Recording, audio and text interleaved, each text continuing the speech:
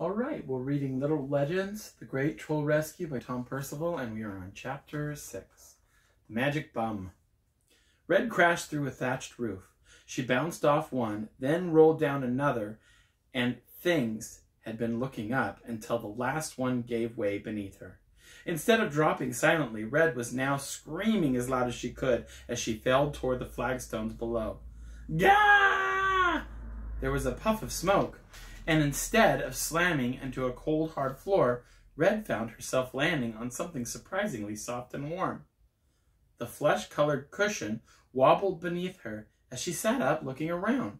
What was this thing? And where had it come from? Suddenly she heard a high-pitched, uncontrollable laugh. Hovering in the air nearby was a bright blue, almost see-through young boy. "That is the funniest thing I ever," he squealed. "What is?" demanded Red, feeling annoyed. She'd just fallen through a roof. She'd had rotten straw poking out of her hair, and now she was being laughed at. "Look what you landed on," continued the boy. "It's a bum! A magicked bum! Amazing!" Red looked down. He was right. She was indeed sitting on top of a giant bum. She tried to wiggle off, but it melted away into nothing. "You smell of bum! You smell of bum," sang the boy happily as he whirled around through the air. "That's enough, Cole," rang out an exasperated voice. Standing in the corner of the room was the same tattered girl that Red had seen in the witch's chambers. "Sorry about him." The girl sighed. "That's Cole, my fairy godbrother. I apologize in advance for anything annoying or horrible that he says or does." The fairy godbrother responded by looking curiously at Red, then slowly and thoroughly picking his nose. "You're disgusting," said the girl. "That's mean," shouted the boy. "You're always bossing me around." He blinked out of sight, leaving Red and the girl alone in a dark room. The girl shrugged. "He never stays angry for long," she explained. "I'm Ella, by the way. It's short for Cinderella, but that's pretty out there kind of name, so I just stick with Ella." "I'm Red." "Oh, right," replied Ella. "Well, there's nothing wrong with creative names. I mean, wouldn't it be boring if we were all called Sally or something?" She paused and looked at Red. "Your middle name's not Sally, is it?" Red smiled and shook her head. "Oh, thank goodness," said Ella. "So anyway, welcome to our humble home. It was nice of you to drop in." She looked up at the hole in the thatched roof and grinned. Red laughed. "It looks like the dragon didn't see you," continued Ella. "She's going a bit blind in one eye, poor thing." "Poor thing!" exclaimed Red. "She's a prisoner of the witch, too," said Ella. "We all are. I haven't been able to leave the castle in ages.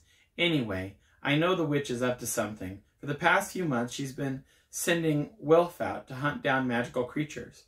"Who's Wilf?" asked Red. "The huntsman," exclaimed Ella. "Nice fellow, quite chatty, very big, a bit smelly, you know." "I know," replied Red, narrowing her eyes. "He kidnapped my friend's mom, and now I'm all on my own, and I've got to rescue everyone. But I've got no idea where they are. It's going to be impossible." Red tried to blink away the tears that threatened to tumble down her cheeks. Ella placed an arm over her shoulders. "Well, most of that might be true," she said gently, "apart from one thing." "What's that?" asked Red sadly. "You're not on your own," Ella smiled. "Plus, I'm pretty sure your friends aren't in the dungeons.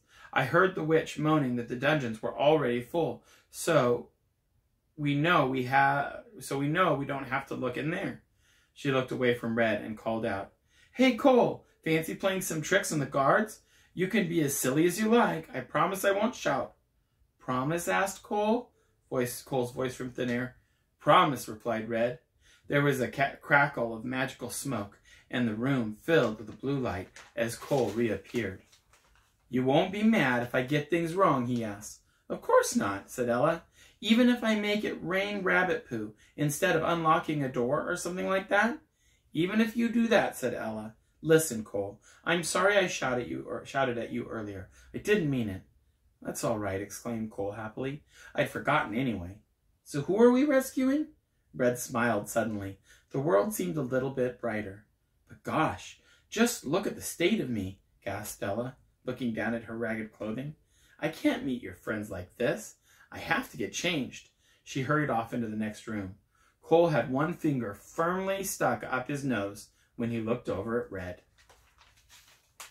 "Sorry," he mumbled, moving his finger and wiping it on his trousers. Red grinned at him. "Do you want to know a secret?" she whispered. The fairy godbrother's eyes lit up and he nodded. "Sometimes I pick my nose too." Cole's eyes grew wide with delight. "But you can't tell anyone," continued Red, "especially my friend Rapunzel. She'd think it was gross." Cole nodded, suddenly serious. "Of course not," he said solemnly. "A secret's a secret." He paused for a moment. "Do you want to know my secret?" he asked. Red nodded. "I think my magic's broken," said Cole. "All the other fairies tease me. None of my spells ever come out right, and they never last very long either. I'm sure you'll get better when you're a bit bigger," said Red. "Maybe," said Cole. "Promise you won't tell Ella? I'm her fairy godbrother," he sniffed loudly. "If she knew my magic was broken, she'd swap me out for a better one." He looked so upset that Red ran over and gave him a little hug.